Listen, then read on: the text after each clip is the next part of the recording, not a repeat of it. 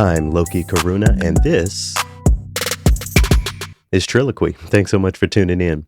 Hope you're enjoying September so far. The weather is definitely beginning to be fall-like here in New York, so I'm resolving to spend more time outdoors than I have in recent weeks. It's even a part of my Buddhist practice to realize one's life by being in nature, as it were. I'll speak a little bit more to that in today's TRILLOQUY, but for now, I'd like to introduce you to today's guest, Mr. Charlton Lee. Charlton is a member of the Del Sol String Quartet and has created helped create a new podcast called Sounds Current. In our chat, we talk about intersections of real life and music, how certain world events have shaped who he is as a person, and the implications of new music on broader society. Business as usual for this show, of course, but still a really great chat. Huge thanks to Charlton for coming onto the show. To get us into our chat, we'll hear a little from the Del Sol String Quartet, of which he is a member. This is a tune by the composer Mason Bates called Rough Math, as performed by the Del Sol String Quartet. Hope you enjoyed this bit of music and hope you enjoyed my conversation. Charlton Lee, more on the other side.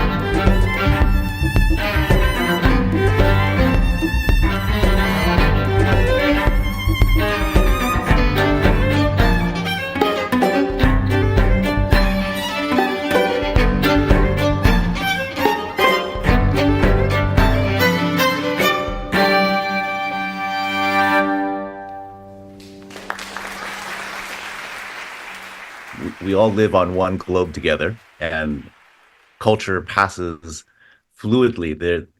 Borders don't stop cultures; they pass through them fluidly. The origins of the string instruments that we play, the violin, violoncello, the precursors to these instruments come from probably Persia, Middle East, and spread in both directions, going eastward, becoming instruments like the erhu, the horsehead fiddle in Mongolia and so forth, and coming this way and becoming, the violin family as we know it today. The string quartet, the form of, writing for this particular combination, two violins, violoncello, became popularized, we would say, maybe with Haydn in Europe in the 1700s. And so one story that I like to tell, or analogy, is that I grew up studying violin, listening to Western European classical music, and that particular culture branch, as it moved along, let's say, it kind of got going in the medieval Renaissance period and started to grow, and we hit the classical period and really became, flowing. And even different parts of Europe at that time, you had various regional differences and ideas and influences. And so we're saying that, when you get to something like Beethoven, it's kind of a rip-roaring river. When you get to Schoenberg, you've reached the delta. And then when you get to the ocean, that's like cage, right? And at that point, once you reach the ocean, there's other rivers and streams coming into it from all over. And that's kind of where we are now. Is no longer a unidirectional flow. It's this swirling, chaotic mess, which is fun and confusing all at the same time. And so where we are right now, pieces that we're playing have influences from all over the world, and people who have come from all different parts of the globe. And so the music that we play is a much more fluid, much more cross-cultural type of music. One part of it certainly is nestled, from European music, but a lot of it isn't. When you talk about these different rivers going into the ocean, I can't help but to think about the river of Indian classical, for example. I can't help but to think about the river, I taught in the Bahamas over a decade ago, and the phrase classical music, the assumption is reggae and calypso and those things when you use those phrases. All of that to ask you, considering the mix of all of these traditions, do you have ideas on what is American classical? Dvorak certainly had an answer to that question historically. I wonder if you have thoughts on that question. Well, I think the whole term classical is has caused a lot of problems, and I would love to come up with a better name. I can't think of one yet, and nobody else seems to either. But in in our sort of more European-based musical educations, classical is like a very tiny period in Europe, and so that name classical is a misnomer for what we're doing now Hmm. completely. I mean, we don't play any classical music at all, right? It's we're not playing Mozart, Beethoven, Haydn. Um, so what is it then?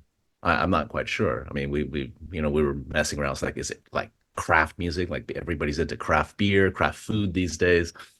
Something that you put a lot of effort and love into to create. Um, but that sounds silly too. And I don't know. We just haven't come up with a good name yet. But like, how do you describe music that often requires a lot of passion, time, dedication, um, beyond perhaps beyond what is reasonable. Hmm. Hmm. Yeah.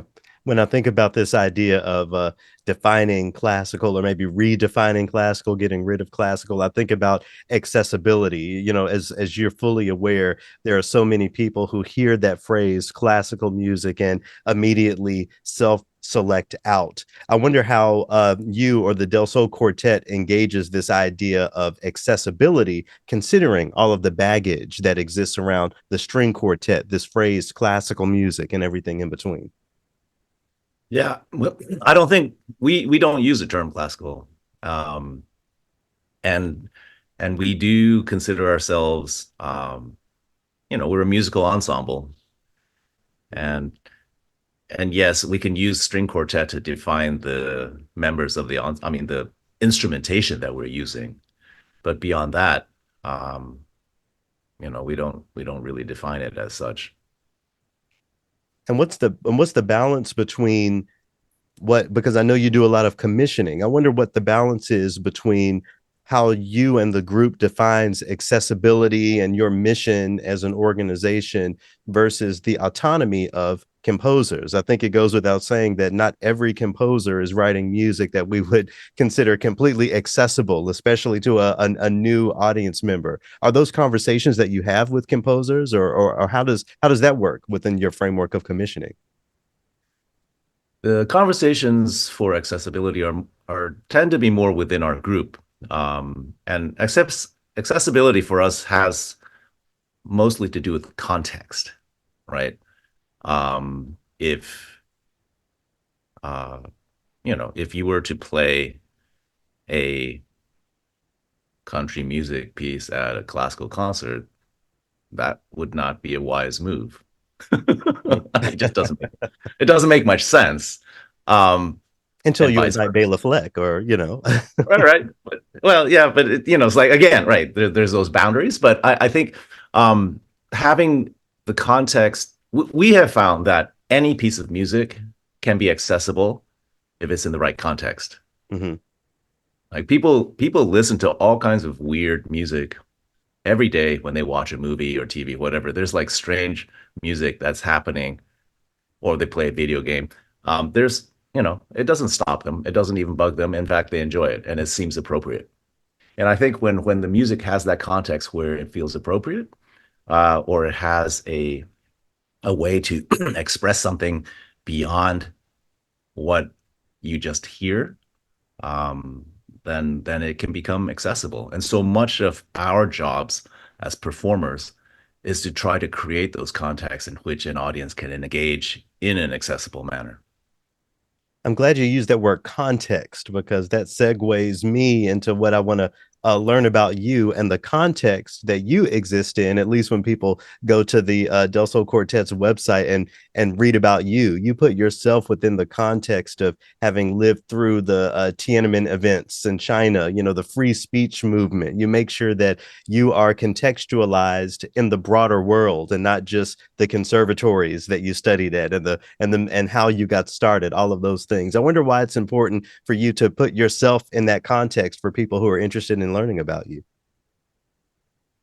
Well, right. I mean, as a performer, I'm certainly made up of my experiences and my background, and that informs how I approach the art, how I interpret the music, and how I want to share it. So that's all really, really important. The like when we talk with composers now, we often, we do discuss with them. It's like, where do you see this piece being performed? Um, what kind of venue, what type of situation, what type of audience would you want to reach? And so those are discussions that we have with composers. And sometimes it's like I'm just writing a piece, you know. I like this intellectual pursuit and it's cool. I think what I'm writing is really cool, and I think, I'd love to just have people hear it. And it's like, okay, then we will then work on the other part. It's like what pairs well with this piece? Is there a theme that we can draw upon? And sometimes there's not. And there's something I think, we often talk about um, almost programmatic type ideas behind pieces, like what does this piece represent and so forth. And sometimes a piece is, still just abstractly beautiful, and that's okay. But we, would want to find the context for it. Yeah, I think that context is really important. It sounds like you're saying that music for music's sake does exist, but maybe that's not at the center of what Del Sol does as an organization. Right. I think we are certainly always looking for ways of presenting pieces in a way that, people can receive them most easily. And so, you can still, like, for example, if we were playing a very abstract piece in an art gallery where there's a lot of abstract visual arts around, that seems to go hand in hand oftentimes. Mm-hmm. Mm-hmm. Um, so Yeah. So thinking about, that topic again of accessibility, what was the access point for you? Many of us are trained in conservatory to go toward that orchestral gig or maybe even academia, but was there an access point for you as far as becoming a professional chamber musician? Did you have someone in mind, mentors? I wonder how that happened. I certainly had many mentors over the years, but I would say that my childhood, I spent a year or two at the New England Conservatory Preps department when I was a kid in Boston. And playing chamber music was the highlight of my week. When I was able to get there, sit down with other kids and play together. And even like pickup sessions when we would just like get together. Like I remember very distinctly, like one of my classmates came in one day. It's like, hey, I wrote this piece and I want to try it out. Can you sit down and play this with us? And I was like, okay. And so here we were. I was like 10 or 11 or something like that, trying out a piece that one of my classmates had wrote. Um, and that was maybe that was the precursor to what I'm doing now. And but I remember being really thrilled. And I thought at the time I didn't like contemporary music because the stuff that I had heard in concerts I really didn't like. Mhm. But I enjoyed my classmate's piece, and I thought, oh, this is really cool, right? And I think that was I think that year or so was a spark that kind of kept burning. The embers of that kept burning for a really long time because right after that we moved to New Mexico.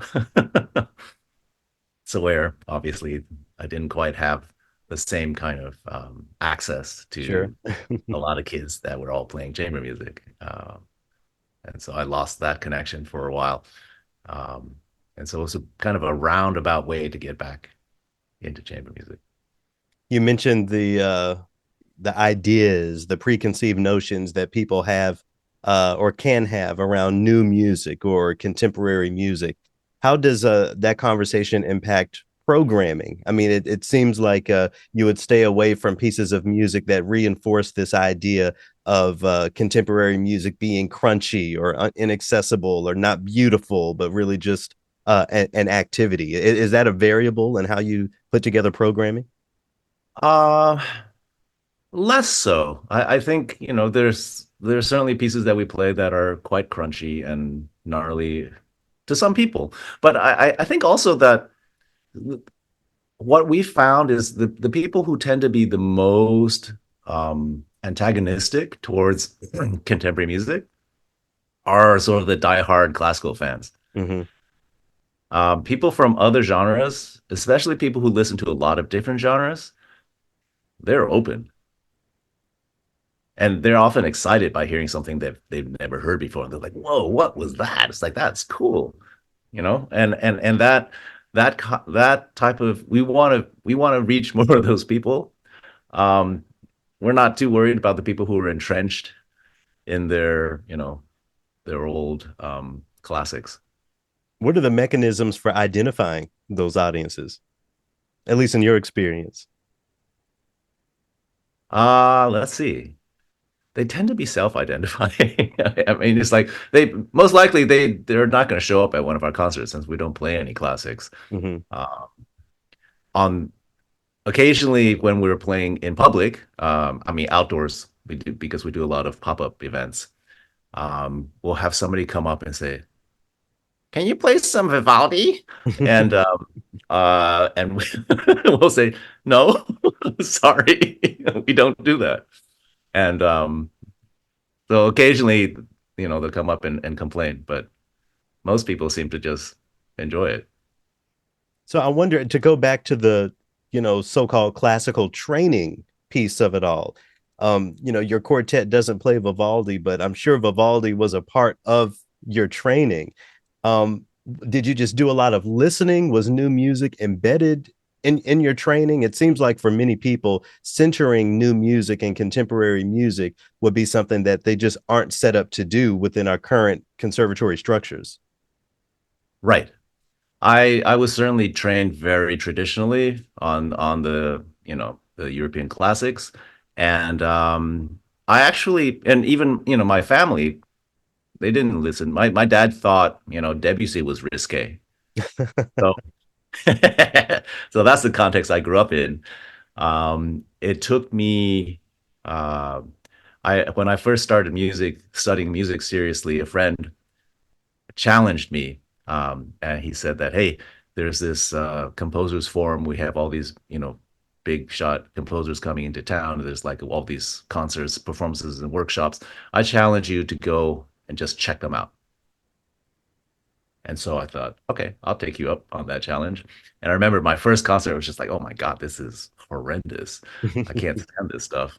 But I kept on going. And the second concert, I said, oh, well, oh, okay. Well, that one piece I thought was kind of interesting. It had this, by the end of the week, I was like, okay, I like this one. I don't like that one. This one is interesting. Like, my brain started to build new ways of interpreting, creating aesthetic interpretations of what I was hearing.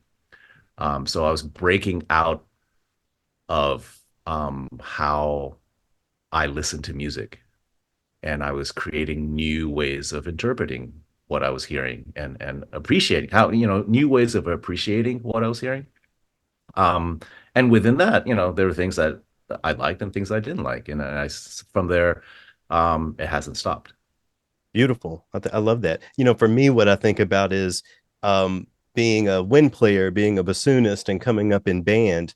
The from day one, it's new music. We don't have a Suzuki method like string players have. So I think your perspective on just giving it a try is vital. At the same time, there's so many people who won't come back that second time or that third time. So I wonder, for the Del Sol Quartet, how do you make sure that you're engaging the audience non-musically? Is there talking from the stage, audience participation? What are some of those aspects of your work? Yeah, I was a very early uh, champion of talking from the stage. It was when I first started doing it. I remember the very first time, and it wasn't even like new music; it was bar talk. Mm, And but I remember how many times because as a kid, I remember the so-called contemporary or newer music piece would always be programmed before intermission Hmm. in the first half. And then if you went to the restrooms, all you could hear these like guys complaining, I can't stand it. Right. And that's all you heard. And so when we did a deep dive early on into this Bartok piece, studying with some of these like old Hungarian guys who had known Bartok and so forth.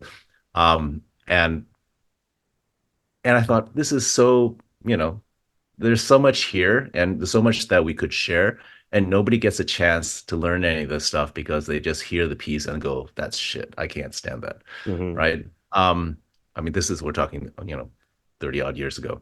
So I said that, okay, when we perform this, I want to say something. And people are like, what? Why would you want to do that?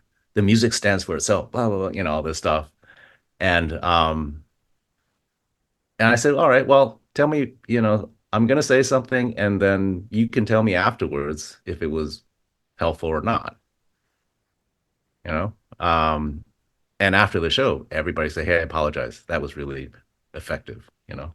So from then on, I was just like, all right, this is something, we can do if it makes sense. And obviously there are cases where, let's say you're playing to an audience that seems to be a little bit more prepared or experienced, and it's not necessary. And it might, their program knows, so they can read up on little details if they want, but it might be fun for them not to have to hear anything as well. Hmm. Not have to give a lecture beforehand, that they just experience the music. We've also done some experiments where we would focus on one piece, play it twice. So the first time we would hit them, boom, no warning. I mean, no introduction, just like, here's the piece. And then we would give context and background, or bringing another artist from another discipline to show something that has some connection to what we've just played. And after that, we would play it a second time. And by then, people were like, wait, was that the same piece? Hmm. Right? There's like so many times they came out, this like, that seemed like a completely different piece because their experience changed.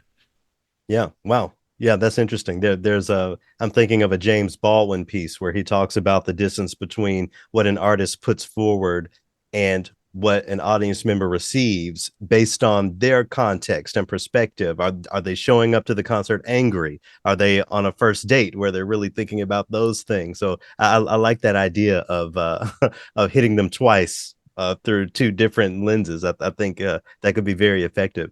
I wonder if you'll talk a little bit about the formation of the Del Sol Quartet. How did you meet your teammates, and where did the decision to name the quartet Del Sol come from? Okay, that's a big question.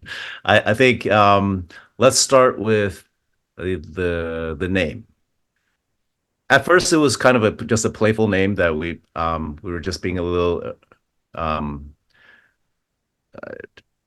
I think this started in '92.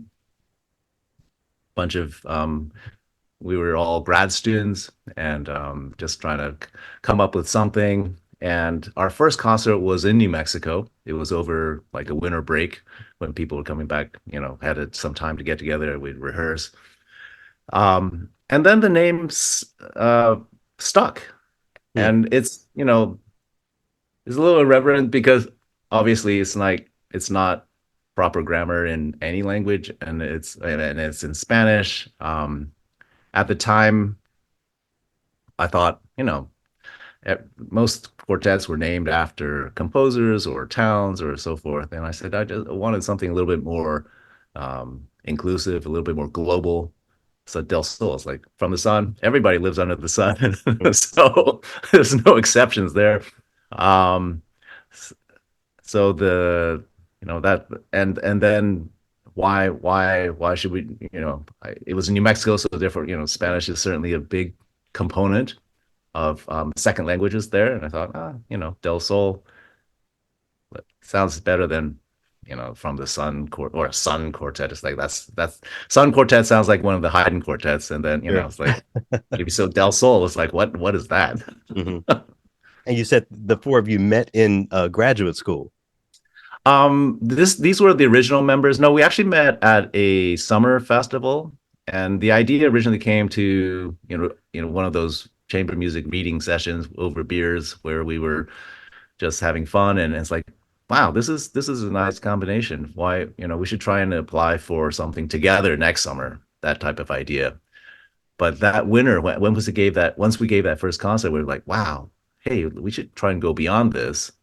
Um, so that those were the original members, and that lasted like 2 years. And then obviously, so our current members, people have come on at different times. Um, I think Catherine has been in the group now for about 13, 14 years. Ben's been there for 7 or 8 years. And Young's the news. She's just finished her first year with us. And I wonder how or if there are non-musical responsibilities that are split among you, that you've gone a long way from four musicians, with an idea to a board of directors and all of that sort of stuff. So is there a pairing of musical and non-musical responsibilities? Do you have a staff that just does all of the booking? Is it a combination? I wonder what that looks like. Nah, the majority of the work is still just us. It's kind Okay. of like running your own small business. Mhm. Uh, we just hired a phenomenal new staff member, part-time staff member, and she's just been a few weeks and already making a difference for us. But otherwise, it's us dealing with and some of our board volunteers dealing with some of the other things. But the majority of the work is like within the quartet, all the admin, dealing with the bookings, dealing with networking, dealing with you name it. Do you feel like you were prepared for that type of work, or were there learning curves when it comes to those, again, non-musical aspects of the work? Absolutely, there were learning curves. It's pretty brutal, and we obviously, did not have any preparation for that in school. Um, Pretty much learning on the fly. Well, yeah. So I want to talk a little bit about sounds current. Speaking of learning curves, I don't know if you have a background in media production or anything like that. How did the idea for the podcast come forward? So actually, like one of our members, our former members, a few years, let's see when, well, anyway, many years ago, and probably at least 10 years ago or more, was like getting into podcasts. And he's like, we should do a podcast because like just the conversations that we have over lunch is more interesting than most of the podcasts that I hear. Sure. And we're like, well, go ahead. You set it up and we'll do it. And anyway, that didn't happen. Um, it came about really because of the we had supporters who really believed in what we were doing and thought we should have a podcast and help set us up with this wonderful producer Andrea Klinda and of course we at the time we thought, okay, we've been working so hard for many years on this Angel Island project.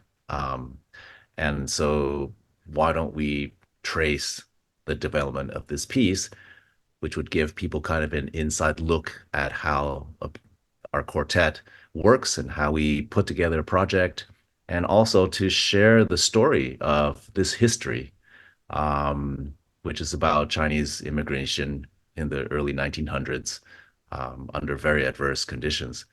And it's a story that most people don't know, actually. So who do you think of as your podcast audience, and is the podcast audience the same or similar as who you would define as your performance audience? Yeah, that's a good question. I think the podcast audience we hope will be expanded beyond our general listenership.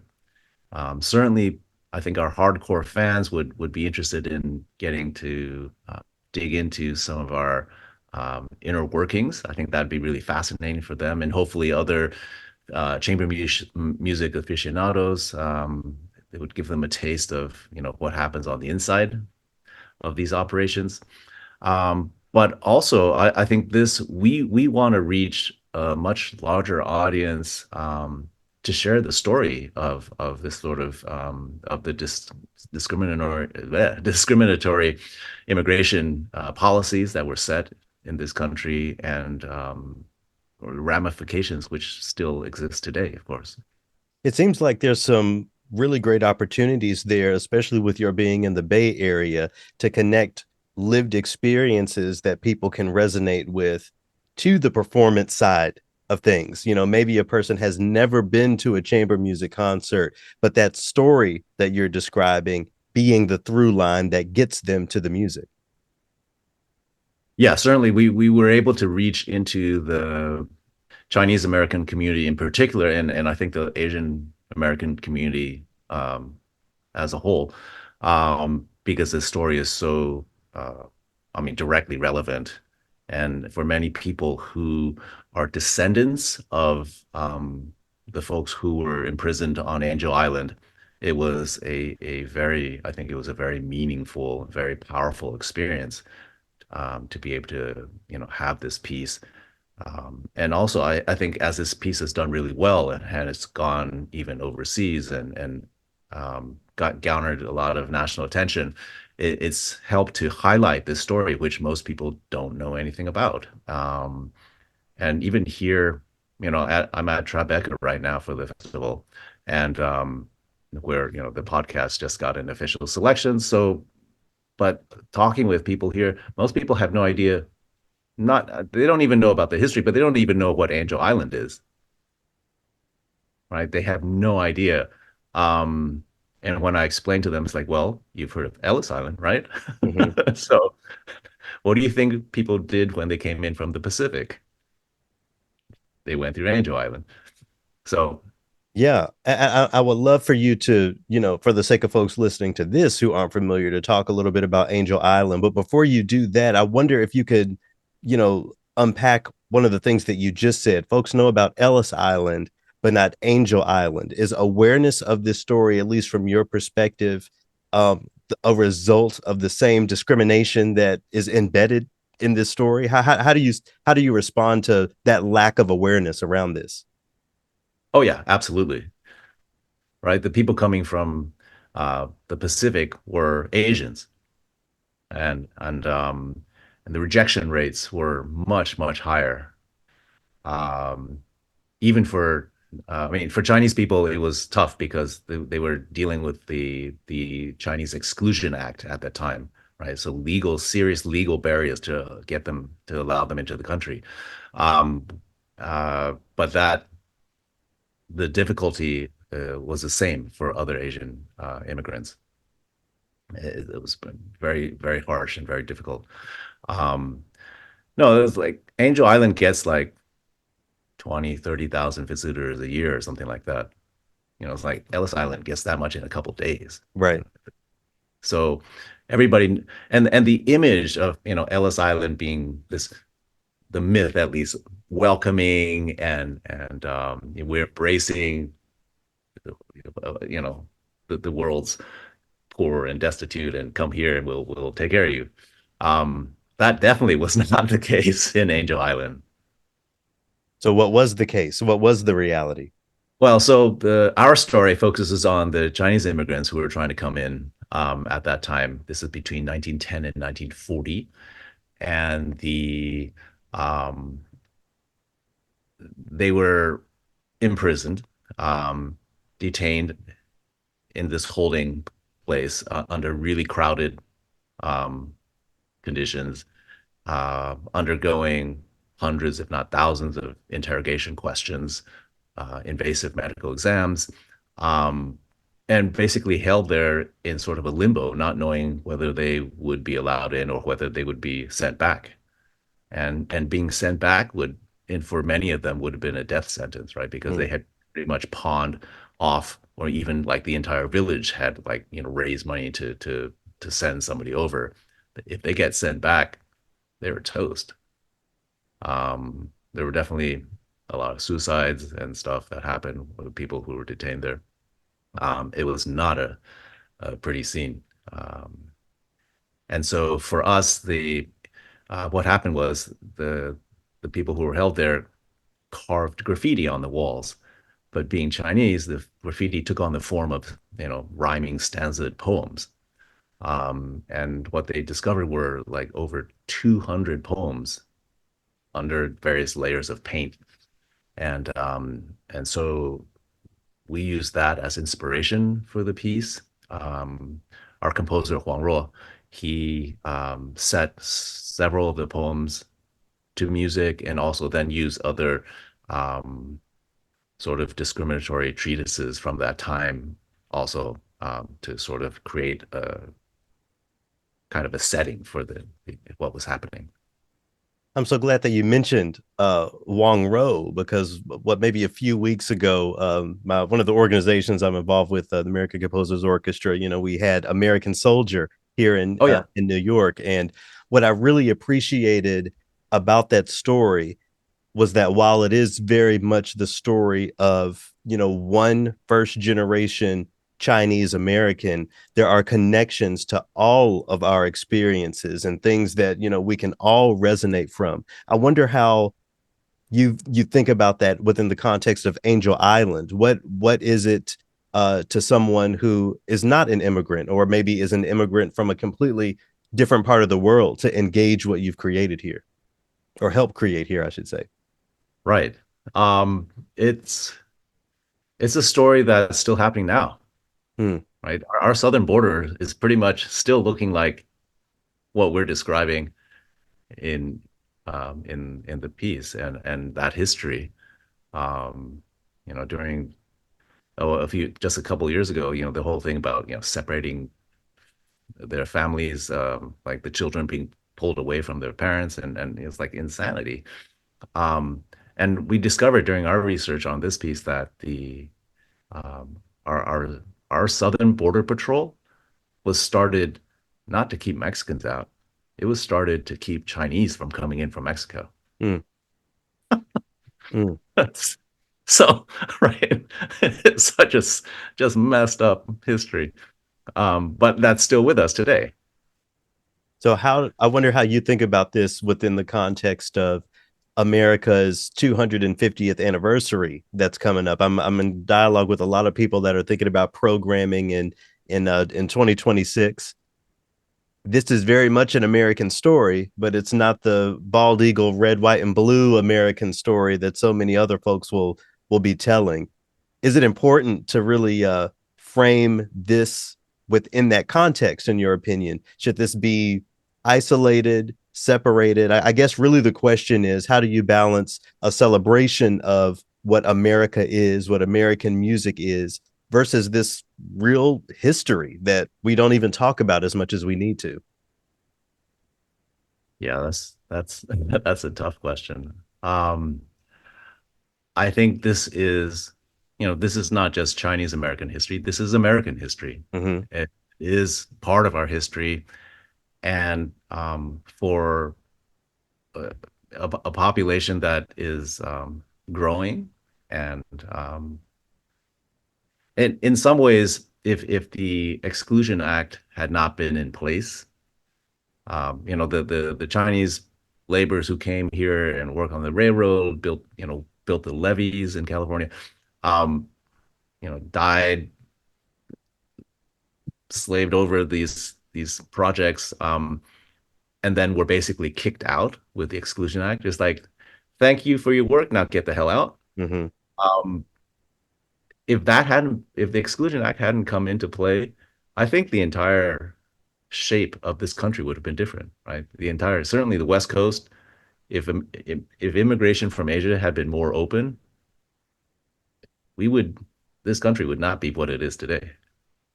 So it's kind of, it's fairly dramatic what the ramifications of those laws um, have done.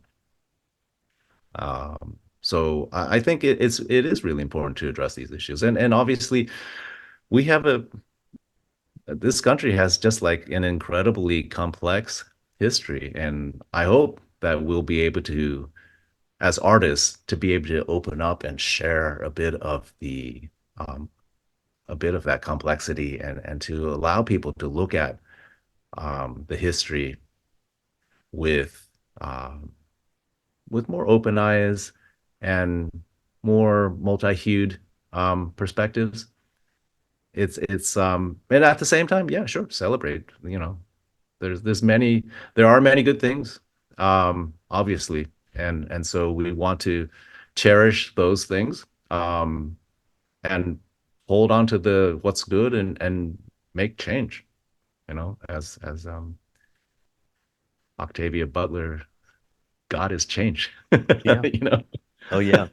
One of the things about our industry is how conservative it can be. There's so many people that don't feel empowered to talk about these histories, much less create music and art and collaboration based in awareness around these histories. Is this a level of autonomy and empowerment that you've always felt comfortable putting forward as a so-called classical artist? Was this cultivated? I wonder what that dialogue has looked like for you over the years.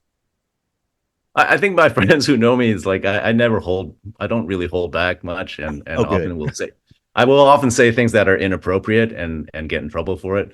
So, I'm trying to temper that, but at the same time, I want to share what's on my mind, and I think, the group feels that way. We want to try and um, tackle issues that we feel that we can make a difference in, and obviously we can't do everything. There's no way, and so picking certain focuses, and addressing issues that we feel comfortable to do in a way that we have a more, what is it? I would say if we have a way to present something, um, that people can receive it in a way that we feel is beneficial. So it's not just finger wagging, it's, bringing Yeah, I calling mean, it's like in I'm instead of calling out. right. I don't want to just, like, go into slogan type um messaging, but rather it's like we want to invite people to examine issues. We want them, and I think that's the beauty of art, right? I mean, that's the beauty of, and music in particular, because a lot of it, if there are no lyrics or anything like that, just sound, that's fairly abstract. And so we can say, well, this piece is about X, Y, and Z, but people are left a lot to their own imaginations to interpret that. Well, And so speaking I of, think, oh, go ahead. oh, no, and I think we want to encourage the idea of people just contemplating issues. Right? There's so many complex issues that are going on, and if you really sit down and look at them, it's mind-boggling how complex they can be. Um,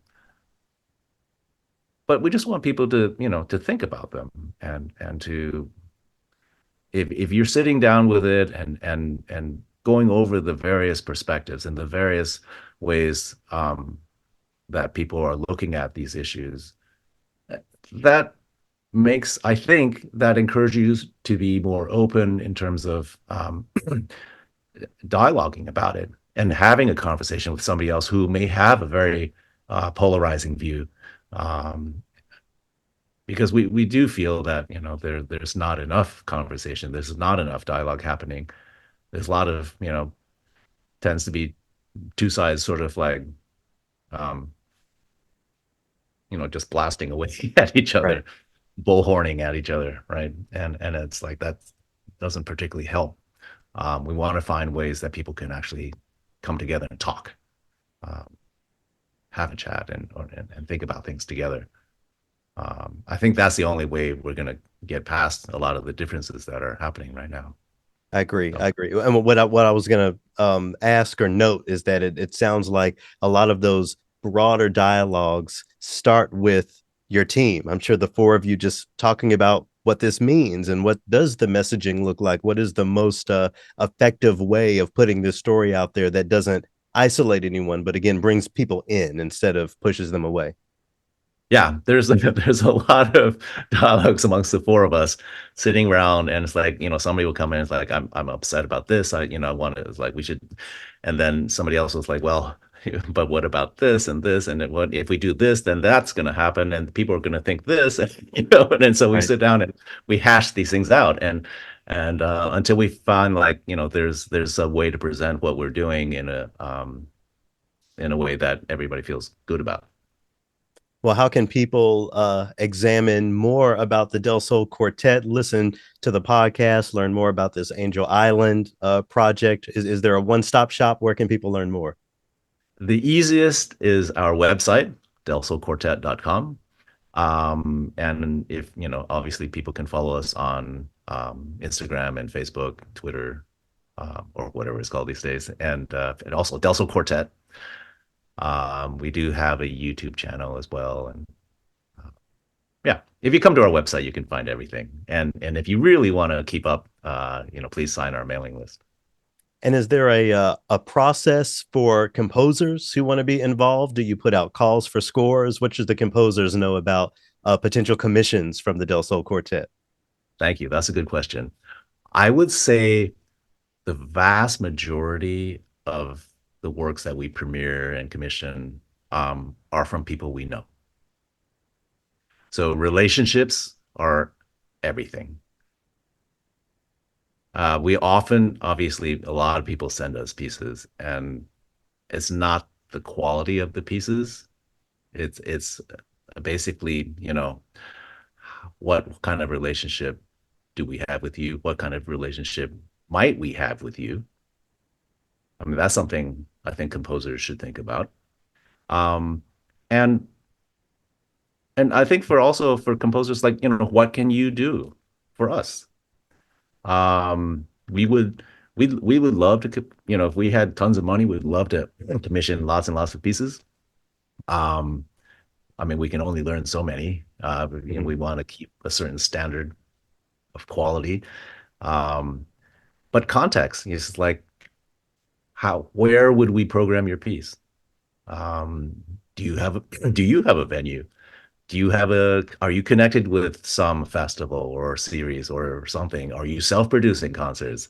Do you have other connections with the kind of projects that we're doing right now?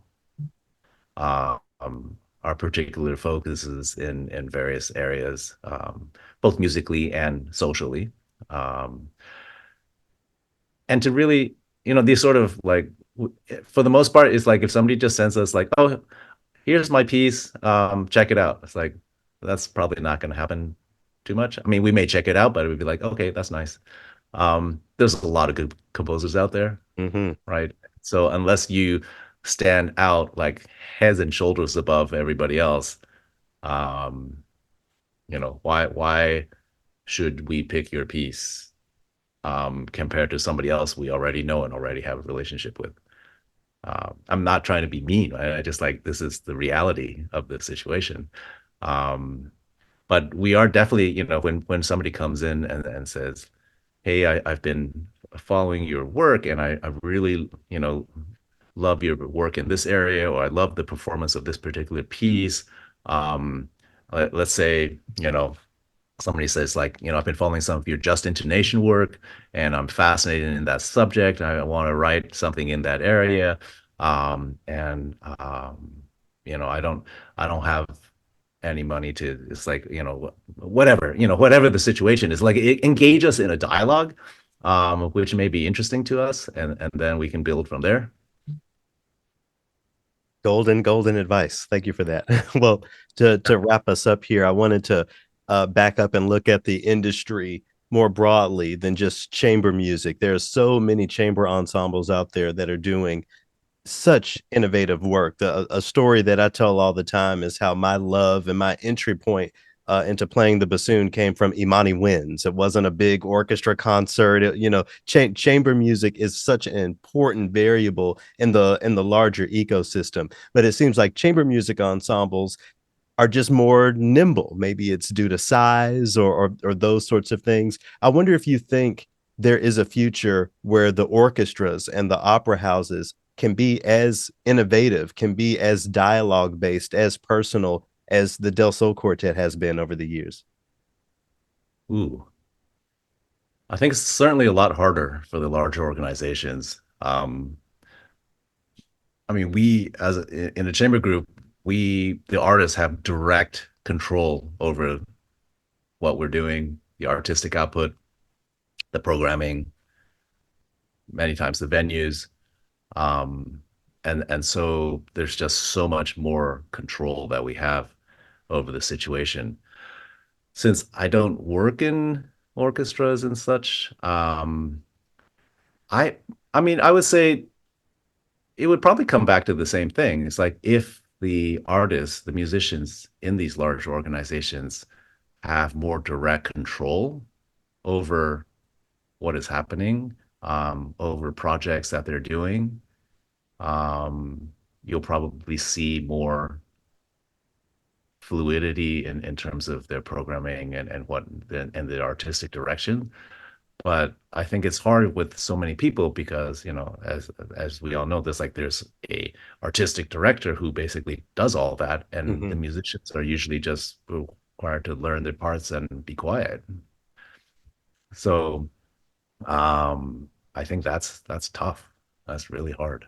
Well, let me ask a follow up to my a final question.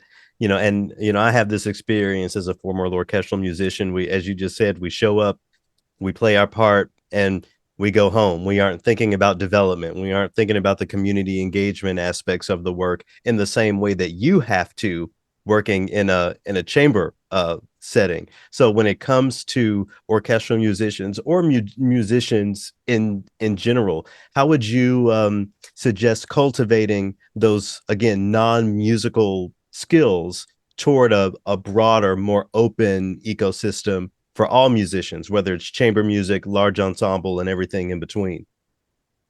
Yeah, I mean, the advantage that I think large organizations like an opera or orchestra have is that they have way more funding. Um, I mean, obviously they have more people to pay too, but with the large funding, there's some flexibility sometimes.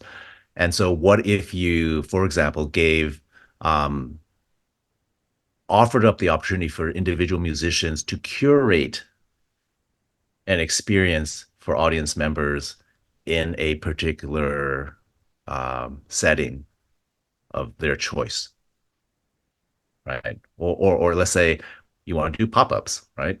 It's like give some autonomy to the musicians where, how, and what they're playing, this type of thing.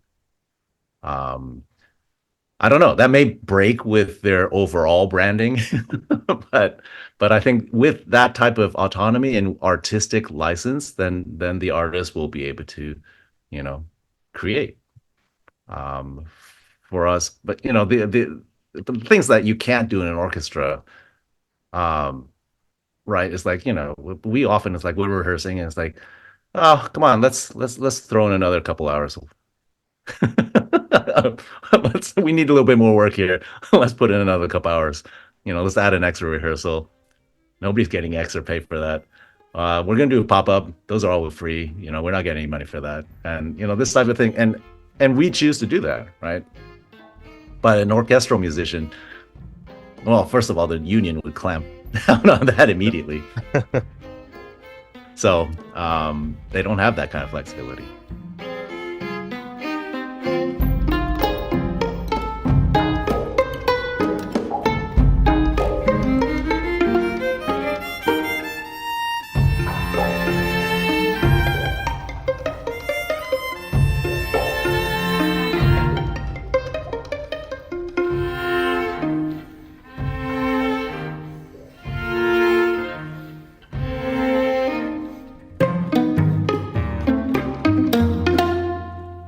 A bit more there from composer Mason Bates. That tune is called Scrapyard Exotica, performed once again by the Del Sol String Quartet, of which Charlton Lee is a member, the viola player to be exact. Huge thanks again to him for coming onto the show, and congratulations on all of the success of the Sounds Current podcast. I'll have links in the description for all of the above if you're interested in checking things out.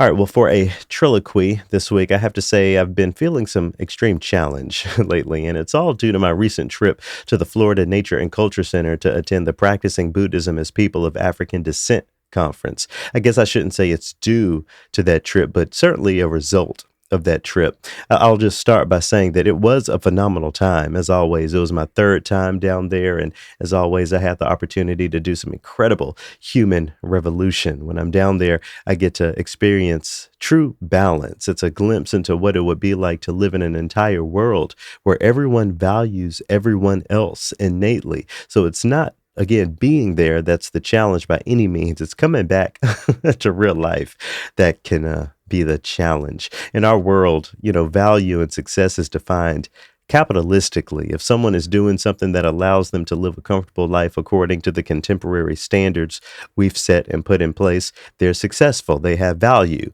I'm sure many people see me as someone who is successful and has value based on those standards. And while I'm proud of what I have been able to build, and I'm very grateful for everything that I have, spending time in nature, away from computers, away from people who don't chant, no shade. It offers me the clarity of mind to understand the structural violence that really fuels our systems. Sometimes I feel like a broken record here, so I won't break it down too much, some of the things that I'm thinking about today. But I just want to, first of all, offer some gratitude to all of the folks with whom I'm establishing some really beautiful friendships with, thanks to that annual conference. And I also want to acknowledge that the way we live isn't sustainable. The way that we define value really points us in a wrong direction in society. I mean, and if you want to have any test or proof of that, just go outside and look around. I mean, maybe your view isn't the same as mine living here in New York, but we have homelessness. We have kids who can't read on reading level. We have loneliness. We have, crime and other sorts of physical violence. That's all the proof I need that we're not really going and haven't been going in the right direction as a society. Now, it's not my goal to get everyone to chant Nam Myoho Renge Kyo, as great as that would be for our society. What I'm really shooting for more and more every day is just peace, and not just direct peace or peace as opposed to violence and and war and that sort of thing, but peace that extends to the way we define ourselves and the way that we view our interactions. My prayer and my practice, specifically this week, is to transition back into this real life and pull from it the value that I want to create and replicate that activity as much as possible. It reminds me of becoming nose blind to certain things. Anyone who's ever been to my home knows that I pay a lot of attention to smell, because I'm not sure what someone who's never been here before might take in when they walk in the door. So I'm always burning incense, oils, different minerals, frankincense, all that stuff, anything that can assure me that I'm giving my guests a positive, or maybe I should say peaceful, olfactory experience. As classical music professionals, or maybe I should say professionals within the so-called classical industry, we've become proverbially nose blind to so many things. So let me put a fine point on it so that I'm not rambling here for too much longer. Saying no to hundreds of composers so that I can say yes to one or two is something that we got to fix. That's just what I spend my day-to-day doing, just saying no to people, just so that I can give opportunities to a few people who are successful, as we have defined in our society. It's something that I got to fix. I don't know how to fix it just yet, but I'm pushing.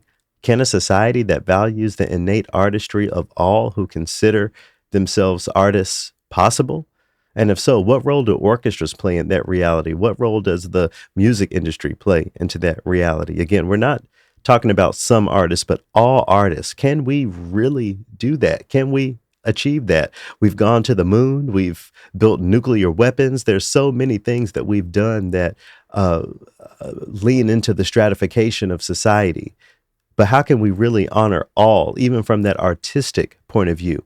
Buddhism in general is about honoring the innate value of all, as I mentioned, and I want to extend that into arts by figuring out a way to do just that. It seems like such a huge task, doesn't it? Well, that's because it is, and it requires lots of emotional energy and emotional tax that feels very draining when you've spent a considerable amount of time distance from all of these conversations and these contemporary realities. That's why it's important to live in reality so that you can actually have some value in it. A lot of people ask me about my specific branch of Nichiren Buddhism.